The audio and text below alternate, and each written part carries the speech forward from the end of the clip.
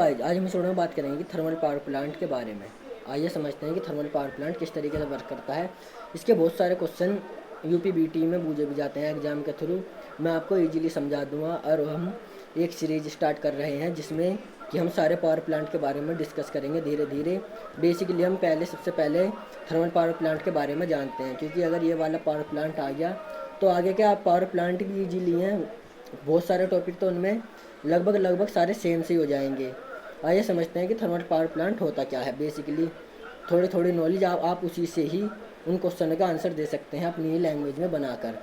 Basically thermal power plant एक ऐसा power plant होता है जिसमें हम फ्यूल के तौर पर कोयले का इस्तेमाल करते हैं, जिससे कि हम बॉयलर में हीट दे सके। आइए समझते हैं कि उसमें किस तरह से हमें थ्योरी बनानी पड़ेगी। जैसे कि बेसिकली आप सभी को पता है कि पावर प्लांट में जब हमें कोयले की ज़रूरत होती है तो कोयले को हमें मंगाना भी पड़ेगा। मंगाने के लिए हम समुद्री मार्ग, रेलवे मार्ग आदि ट्रांसपोर्ट फैसिलिटी अच्छी होनी चाहिए, जिससे कि हमें कोल सस्ता पड़ जाए, वो ज़्यादा कॉस्टली ना पड़े, जिससे कि हमारी इलेक्ट्रिसिटी ज़्यादा कॉस्टली हो जाए और हम पे उसकी भरपाई भी नहीं हो पाए। तो आइए समझते हैं। सबसे पहले हमें पावर प्लांट में बेसिकली कोल्ड स्टोरेज की फैसिलिटी होनी चाहिए, जिसमें हम अपना कोयला मंगा के कोल्ड स्टोरेज करते हैं। फिर उसके बाद हम उस कोल को वाइब्रेटिंग स्क्रीन पर ले जाते हैं, क्योंकि हमने जैसा कोयला मंगाया है वो बिल्कुल प्योर तो आया नहीं होएगा। तो प्योर ना होने के कारण उसमें जो भी जैसे कि कील, मट्टी, कंकड़ आदि इस तरीके की अशुद्धियों को वाइब्रेट स्क्रीन पर चलाते हैं। वाइब्रेटिंग स्क्रीन पर वो सारी अशुद्धि उसमें से निकल जाती है। और हमारा कोयला थोड़ा मोटा होता है तो हम उसे कन्वेयर बेल्ट के थ्रू क्रेशर मशीन में ले जाते हैं। क्रेशर मशीन में जाने के बाद वो कोल छोटे छोटे टुकड़ों में हो जाएगा, जिससे कि हमें एफिशिएंसी अच्छी मिले और हमारे तेज़ी से भट्टी में कोयला जल जाए। फर्नेस में जाता है कोयला, फर्नेस को ही भट्टी बोलते हैं। वहाँ पर जाकर हम कोयले का दहन करते हैं। उस दहन के कारण हमारा ऊपर एक बॉयलर लगा होता है, जिसमें हमारे पानी भरा होता है। पानी के थ्रू स्टीम बनती है। जैसे हम उसे फर्नेस में हम कोयला जलाएंगे एक उसके लिए हमें एफडी फ़ैन की ज़रूरत भी होती है, फीड फ़ैन, जो एयर देगा, जिससे हमारी भट्टी में आग लगेगी। आग लगने के कारण जो हमारा बॉयलर में पानी है उस पानी को हम स्टीम में बना लेंगे। स्टीम से होते हुए एक वाल्व के थ्रू हम उसे टरबाइन पर ले जाएंगे, जहाँ पर टरबाइन हमारे प्रेशर को मैकेनिकल एनर्जी में कन्वर्ट कर देगा। हमारे जो टरबाइन होती है वो हमारे अल्टरनेटर की शाफ्ट में आपस में जुड़ी रहती है। टरबाइन के अंदर ब्लेड होते हैं जिस पर वो स्टीम जाके गिरती है, तो वो हमारा मूव करना मैकेनिकल एनर्जी में कन्वर्ट हो जाएगा। और जैसे कि इससे पहली वीडियो में मैंने बताया था कि अल्टरनेटर जैसे ही उसकी शाफ्ट घूमती है तो उसमें फ्लक्स कटता है। जैसे फ्लक्स कटता है तो ईएमएफ इंड्यूज होता है। ईएमएफ इंड्यूज होने के कारण उसे हम वोल्टेज कहते हैं। जैसा हमारा टरबाइन घूमता है, टरबाइन के साथ हमारा अल्टरनेटर जुड़ा होता है।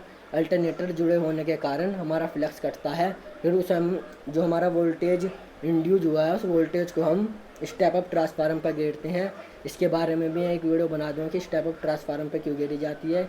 स्टेप अप ट्रांसफार्मर के बाद वो सर्किट ब्रेकर से होती हुई, आइसोलेटर से होती हुई बस बार से जोड़ दिया जाता है। उसके बाद उसका ट्रांसमिशन हो जाता है। ये तो थी बात बेसिकली उसकी थर्मल पावर प्लांट में कि हमारा किस तरीके से इलेक्ट्रिसिटी बनती है। इसमें थोड़ी और चीज़ है जो क्वेश्चन पूछे जाते हैं, जैसे कि हमारा पानी, उसमें पानी कहाँ से आया। हमेशा हम पावर प्लांट को ऐसी जगह ढूंढते हैं जहाँ पे आसपास नदी हो, समुद्र हो, कुल मिला के पानी वाटर लेवल अच्छा होना चाहिए, तालाब हो आसपास, जिससे कि हमारा आसपास का वाटर लेवल नीचे ना चला जाए।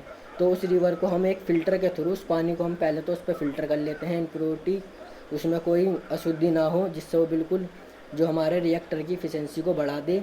फिर हम उस पानी को फीड पंप की मदद से उस पानी को हम उस सीधा बॉयलर तक ले जाते हैं इकोनोमाइज़र के थ्रू। इकोनोमाइज़र क्या चीज़ है? इकोनोमाइज़र एक ट्यूब की पत्तियों का बना होता है। वो हम बॉयलर से बिल्कुल उसे सटीक चिपका कर रखते हैं। कहना मतलब आपस में बॉयलर इकोनोमाइज़र को इस तरीके से बनाया जाता है जैसे कि हमारा बॉयलर में जब पानी गर्म हो रहा है तो इकोनोमाइज़र उसके साथ में जोड़ने से वो पानी पहले से ही गर्म होकर जाएगा। और जब पानी पहले से ही गर्म होकर जाएगा तो बॉयलर में जब गर्म पानी पहुँचेगा तो वो हमारा एकदम हमें हीट वाटर मिलेगा, जिसकी वजह से हमें आसानी से स्टीम बनाने में कम, इससे इफ़िशेंसी बढ़ जाएगी। दूसरी बात, जो हमारी स्टीम टरबाइन पर गई थी और स्टीम गई कहाँ, उसे हम कंडेंस करते हैं, उस स्टीम को एक कंडेंसर में ले जाकर वो ठंडी होती है और उसे कूलिंग टावर में स्टोर कर लिया जाता है। जैसे हमारा रिवर का पानी फ़िल्टर होने के बाद फीड पंप में वो कूलिंग टावर में ही जाता है, वहाँ से हमारा वो पानी एक तरह से साइकिल बना दी जाती है जिससे कि वो चलता रहता है। अब एक और चीज़ आई जो हमारी ऐश बनती है, कहने मतलब राख कोयले की, उस राख को हम ऐश हैंडलिंग प्लांट में लाते हैं। पहले तो उसे साफ और उसे फिर हम स्टोर करके उसे सीमेंट कंपनियों को बेच दिया जाता है, जैसे कि पता है। और दूसरी चीज़, जो हमारी भट्टी से फर्नेस से हमारी हॉट हीट निकल रही थी, उस हीट को हम इकोनोमाइजर से होते हुए जो हमने एफडी फैन लगाया था उसके थ्रू होते हुए चिमनी से हम बाहर निकाल देते हैं, जिससे कि हमारी पावर प्लांट की एफिशिएंसी अच्छी हो। अगर बेसिकली इसमें कुछ समझ ना आया हो तो मैं एक्सप्लेन कर सकता हूँ। आपको कोई क्वेश्चन हो तो आप रिप्लाई करें।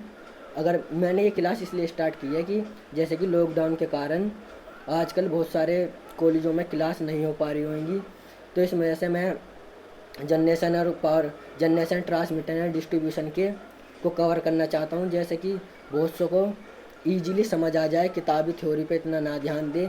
बेसिकली अगर ये चीज़ आपको याद हो जाएगी तो इसी तरीके से आप इसमें बना कर रख सकते हैं। जो भी थ्योरी आप बेसिकली याद तो होती नहीं, इतनी थ्योरेटिकल सब्जेक्ट है, तो आप बेसिकली इसके बारे में आप आसानी से लिख सकते हैं। और दूसरा, एक बेसिकली 2-4 चीज़ तो इनमें सब में मेन है, जैसे कि इसमें लाभ और हानि, इस पावर प्लांट से क्या लाभ हो सकते हैं, क्या हानि हो सकती है। जैसे कि बेसिकली इसे अगर ज़मीन लैंड कैसा लैंड होना चाहिए, इसके बारे में एक सेपरेट वीडियो और बना दूँ मैं, जिससे कि आपको पता चल जाए। बेसिकली उसमें ज़्यादा चेंज नहीं होता, एक थर्मल पावर प्लांट के लाभ व हानि मैं आपको बता दूँगा। सो गाइस, अगर वीडियो अच्छी लगी हो तो लाइक करना, कमेंट करना।